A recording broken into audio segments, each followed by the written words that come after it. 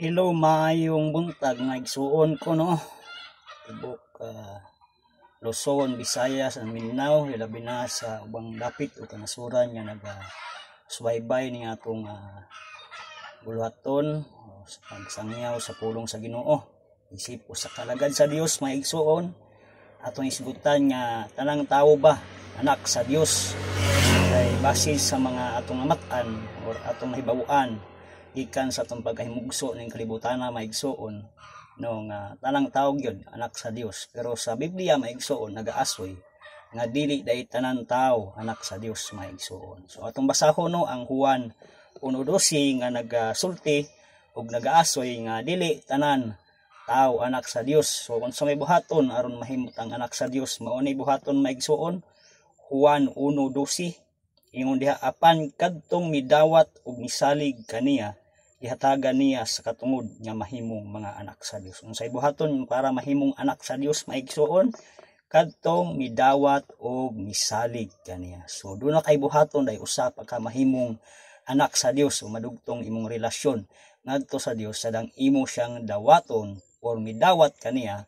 og misalig kaniya. So di lang misalig kundi mutuo usab maigsuon. So kung si buhaton midawat og misalig kaniya ay pakahatagan niya sa katungod nga mahimong mga anak sa Dios. Sa nagpasabot maigsuon nga dili day tanan tawo maigsuon anak sa Dios no, kay kadto rang misalig o midawat kaniya mao ra gihatagan niya katungod nga mahimong anak sa Dios. So base sa atong nahibaw-an nga tanang tawo anak sa Dios dili day maigsuon no. Kay kung moingon tang tanang tawo anak sa Dios, sao na lang tong mga taong kriminal, mga taong hilabtanon, mga taong daotan. So kung anak na sa Dios dapat maigsuon no? Di sila magbuhat og mga krimen, di sila maghimog mga butang nga di makapahimot sa Ginoo. Kay ang anak sa Dios maigsoon magtuman o magbuhat sa kabubuton sa Dios o magtuman sa ikabuhat ni Lord no, nga makapahimot sa atong Ginoong Hesukristo.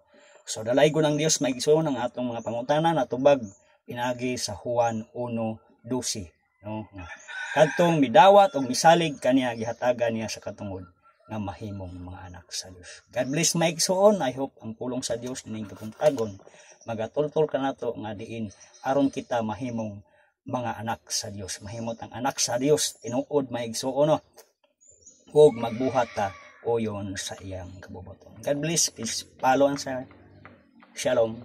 Happy Sunday.